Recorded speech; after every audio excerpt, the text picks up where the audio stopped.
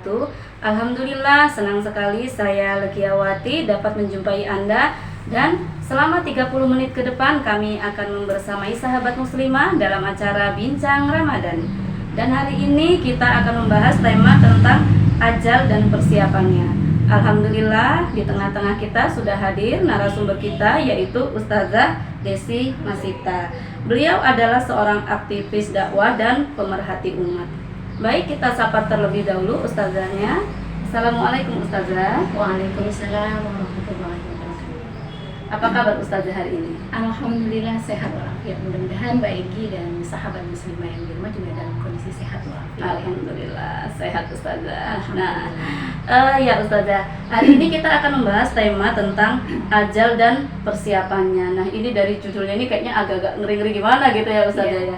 Jadi yang dimaksud dengan ajal, kemudian ada berikut persiapannya itu seperti apa Ustazah? Iya, terima kasih Mbak Egi. Baik sahabat muslimah yang dirahmati Allah. Bismillahirrahmanirrahim. Alhamdulillahirabbil alamin wa bihi nasta'in wa ala umuri dunya waddin.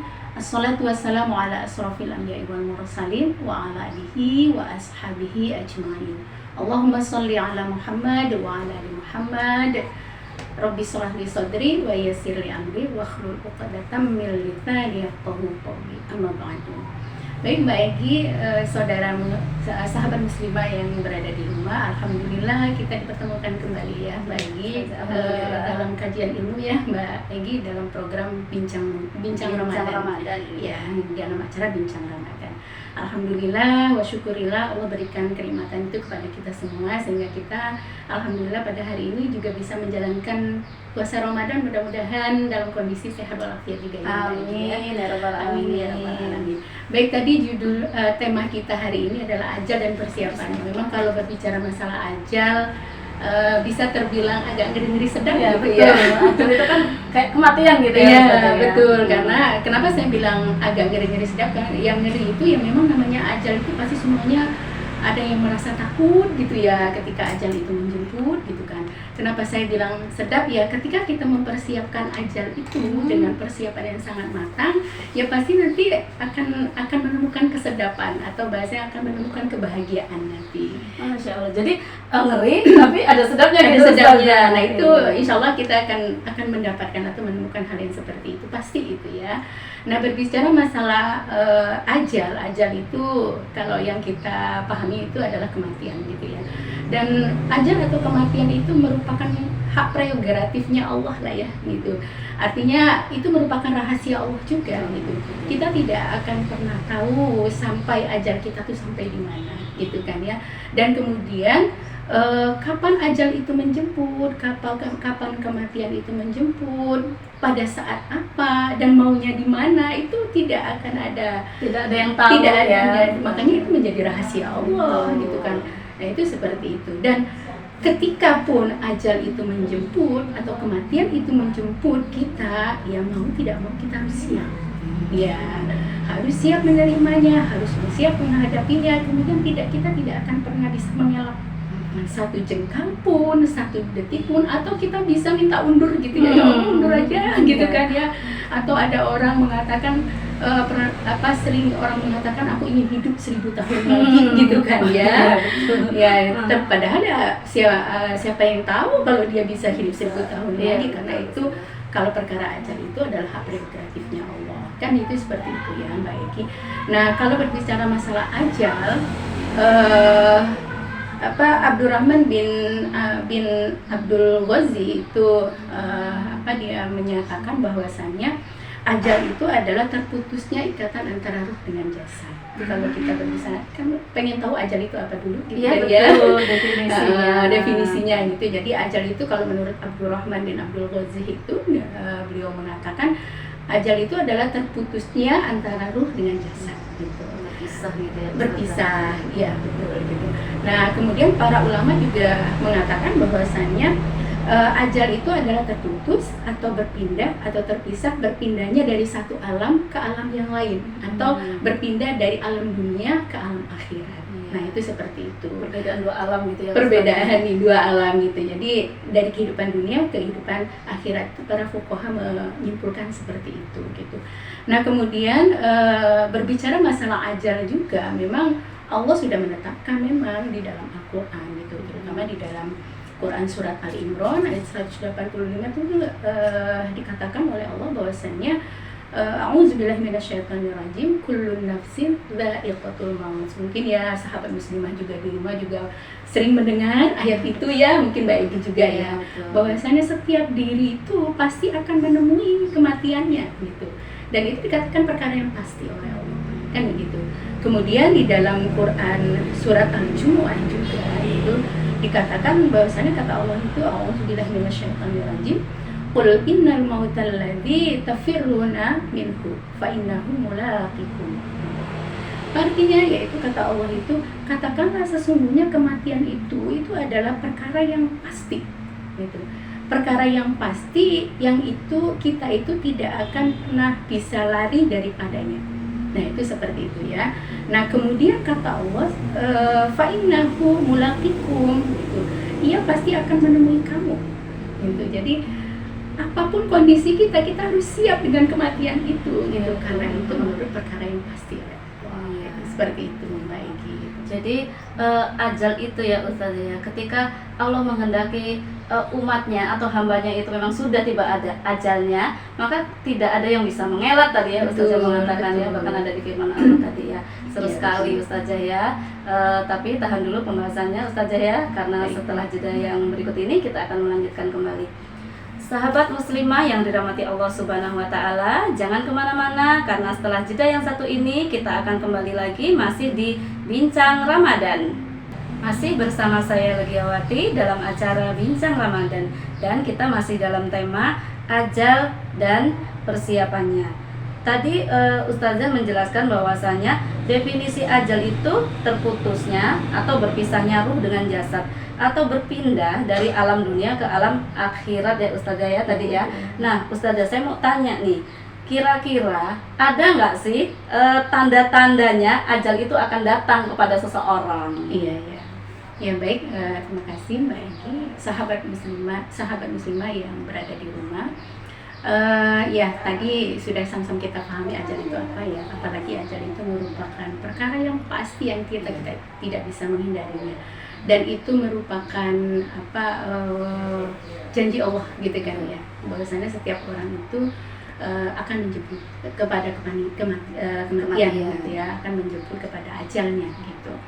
Nah kalau berbicara masalah tanda-tanda kematian, agar kita bisa mempersiapkannya mungkin ya, atau bisa jadi ketika kita melihat seseorang itu sudah dekat ajalnya gitu ya. Memang kalau berbicara masalah tanda-tanda kematian, fuqaha juga, para fuqaha itu memang tidak menjelaskan secara rinci dan detail gitu ya gitu. Hanya saja memang nanti kita akan berbicara masalah persiapannya gitu kan ya. Namun memang secara umum terkait dengan tanda-tanda kematian itu seperti apa gitu, ada juga yang mengatakan bahwasannya 100 hari sebelumnya gitu kan. Biasanya orang-orang tuh pada itu ya, hari berapa hari sebelumnya ada gelisah atau gimana gitu katanya. Yang tadinya dia tuh orangnya tidak begitu taat, bisa jadi mendadak taat, kemudian dia diam, kemudian dia mungkin banyak berenung gitu, evaluasi diri dalam 100 hari sebelum menjelang kematian. Kemudian begitu juga nanti berangkat ke 40 hari sebelumnya gitu, dia juga semakin diam, kemudian semakin diamnya itu dalam rangka dia mengevaluasi diri gitu kan ya, banyak merenung gitu.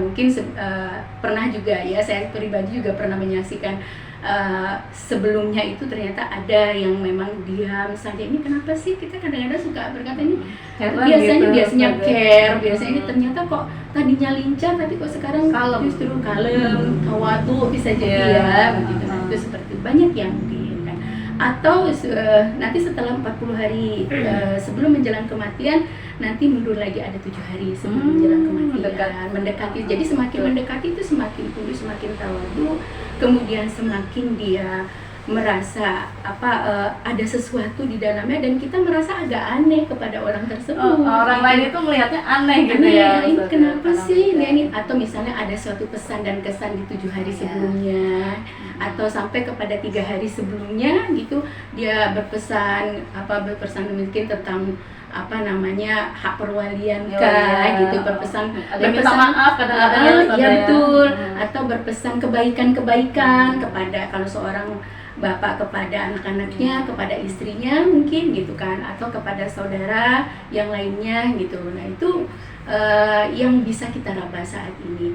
Nah kemudian adapun tanda-tanda ketika memang sudah datang kematian itu, para fuqaha juga membuktikan berbicara masalah bukti tanda-tanda kematian itu bisa membuktikannya dengan cara apa? Yang jelas ya berhentinya nafas gitu kan ya, itu pasti sudah perkara yang pasti. Atau kita melihat ternyata makan itu tidak seperti biasanya gitu kan ya, atau sudah tidak bisa lagi masuk makan dan minum gitu kan ya. Kemudian ada lagi tanda fisiknya itu hidungnya mancung, tirus gitu kan ya. Itu iya. dikatakan oleh disebutkan tanda-tanda tersebut oleh para fuqaha gitu kan. Kemudian ada lagi matanya terbelalak ke atas gitu karena mengikuti ruh gitu kan ya kan, mengikuti ruh gitu kan ya. Nah kemudian pandangannya itu hampa gitu kan ya, kosong gitu. Nah itu yang bisa kita lihat gitu. Atau rahangnya melemah gitu diiringi dengan melemahnya tubuh yang lain gitu kan. Atau nanti selanjutnya bisa ditemukan di dalam Quran surat Al-Qiyamah ayat 29 itu dikatakan bahwasanya betisnya ketika dia mau menghadapi kematian itu gitu, betisnya merapat gitu. Betisnya merapat antara betis kiri dan betis kanan gitu kan ya, keduanya. Nah itu yang bisa kita lihat tanda-tanda itu adalah seperti itu gitu ya. Nah jadi kalau kita melihat yang seperti itu mungkin bisa kita mengasumsikan bisa jadi kan Iya, itu seperti itu, walaupun memang kalau kematian itu merupakan perkara yang pasti tetap kita harus persiapkan gitu, itu seperti itu. Mungkin itu kalau terkait dengan tanda-tanda kematian itu baik gitu. Ya seperti itu. Jadi bahwasanya walaupun itu tadi tidak secara detail atau spesifik penjelasan tentang tanda-tanda kematian itu ya, tapi ada beberapa yang pada umumnya itu terjadi pada orang-orang gitu ya Ustazah ya. Jadi walaupun itu tidak secara rinci tapi ngedengarnya kayaknya gitu agak takut juga gitu ya Ustazah ya. Baik Ustazah, nanti kita lanjutkan obrolan kita setelah jeda yang satu ini. Baik muslimah yang dirahmati Allah Subhanahu wa Ta'ala, jangan kemana-mana karena setelah jeda yang satu ini kita akan kembali lagi masih dalam acara Bincang Ramadan. Masih bersama saya Legiawati dalam acara Bincang Ramadan, dan kita masih ditemani oleh Ustazah Desi Masita, masih dengan tema gitu ya Ustazah ya, ajal dan persiapannya. Nah ini tadi Ustazah kan menjelaskan bahwasanya ada beberapa tanda-tanda, walaupun tidak detail tadi ya, tapi ada beberapa tanda-tanda yang dialami oleh beberapa orang gitu ya, tanda-tanda akan ajal gitu ya, menyebut datangnya kematian. Nah kemudian Ustazah, sebagai seorang muslim, apa ini Ustazah yang harus kita persiapkan untuk menghadapi kematian? Iya, baik. Terima kasih Mbak Egi dan sahabat muslimah yang berada di rumah. Kita lanjutkan perbincangan kita ya, Mbak Egi. Baik, tadi kita sebelumnya sudah membahas tentang ajal, kemudian tanda-tandanya gitu kan ya, walaupun memang tidak secara rinci ya, gitu disebutkan tanda-tanda menjelang kematian itu, bahkan sampai kepada kematian itu gitu kan ya. Nah memang yang memang harus kita pahami bersama gitu, yang harus kita pahami bersama bahwasannya bagaimana kita mempersiapkan kematian itu sendiri gitu. Ya gitu. Jadi itu yang paling utama. Kita semua persiapannya itu persiapannya ya. Memang kalau ditanya tahu nggak sih kalau kamu itu akan mati? Pasti tahu. Maksudnya tuh iya sih saya tahu pasti akan mati, tapi nggak tahu kapannya. Nah gitu, tapi nggak tahu kapannya gitu. Anak kecil aja kalau ditanya tahu nggak sih kamu itu pasti ujungnya akan mati? Iya tahu. Hanya saja memang yang harus kita pahami apa yang kita persiapkan gitu ya. ketika nanti kematian itu menjemput kita, gitu kan ya, itu seperti itu. Nah, apakah nanti kematian itu yang ada dalam benak kita masing-masing, apakah nanti kematian itu kita menginginkan dalam kondisi husnul khotimah atau su'ul khotimah? Yang jelas dan pasti semuanya pasti menginginkan kematian kita itu adalah kematian yang menyenangkan, yang membahagiakan, yang baik, kemudian ujungnya adalah husnul khotimah. Nggak mungkin semuanya akan menginginkan su'ul khotimah, gitu kan ya. Walaupun orang itu di dunia ini nggak taat sama Allah, tapi tetap menginginkan ketika meninggal itu dalam keadaan yang baik ya Ustaz. Betul ya, gitu. Jadi ya pastilah itu husnul khotimah menjadi suatu incaran lah bagi kita semua. Ya seorang muslim ya, seperti itu. Nah, lalu kalau kita menginginkan kematian yang seperti itu, gitu, apa yang harus kita persiapkan, gitu? Yang jelas yang harus kita persiapkan yang pertama itu adalah kekuatan iman. Kekuatan iman, gitu ya, kekuatan iman. Kenapa saya bilang kekuatan iman? Karena memang kematian itu kan tadi dikatakan Allah itu suatu perkara yang pasti. Nah, pasti itu berarti suatu keyakinan juga bagi kita bahwasanya kematian itu memang harus kita percayai, gitu kan ya. Pasti akan terjadi. Pasti akan terjadi, ya, gitu kan ya. Jadi keimanan kita kepada Allah tuh udah harus kita tingkatkan, gitu kan ya. Jadi memang percaya kepada Allah kan. Kalau berbicara masalah iman, apa itu iman? Al-imanu billahi wa malaikatihi, ya. Al-imanu billahi, beriman kepada Allah, wa malaikatihi, wa kutubihi, kepada malaikat, kepada kitab Allah, gitu, kutubihi, wa rusulihi, pada rasul, kemudian wal yaumil akhiri, wal qadari wal qadari. Jadi percaya akan adanya hari akhir, berarti kita harus pahami hidup di dunia ini adalah sementara, karena ada hari berikutnya, gitu. Sekarang kita kan kalau berbicara masalah kehidupan kan ada 3, itu alam rahim, gitu ya, kehidupan dalam rahim, kemudian alam dunia ya sekarang ini yang kita jalani, gitu kan ya.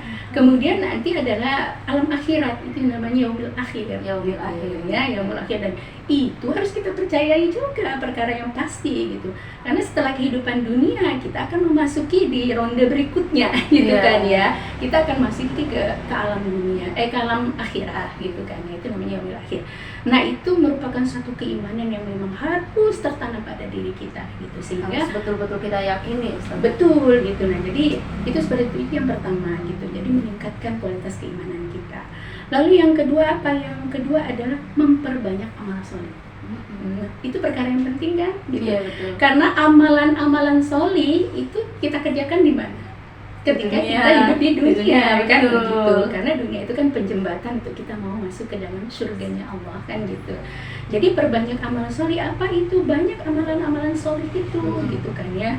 Bukan hanya sekedar sholat, zakat, puasa, tapi bagaimana kita berbuat baik kepada saudara, kepada tetangga, membantu saudara yang sedang kesusahan. Sedekah termasuk amal soleh juga, termasuk saling nasihat menasihati dalam kebaikan. Menasihati juga termasuk amal soleh. Termasuk amal soleh, dan itu adalah amal soleh yang paling dicintai oleh Allah dan Rasulnya, gitu kan ya. Nah, kemudian yang ketiga adalah istiqomah dalam ketaatan. Istiqomah itu sudah harus pasti ketika kita taat sama Allah, harus kita berada di dalam ketaatan itu, istiqomah dalam taat. Kemudian apalagi memperbanyak doa dan istighfar, banyak-banyak minta sama Allah supaya kita dimatikan dalam husnul khotimah, gitu kan ya. Istighfar ketika kita bersalah, ketika kita bermaksiat, ya mohon ampun sama Allah, gitu kan ya.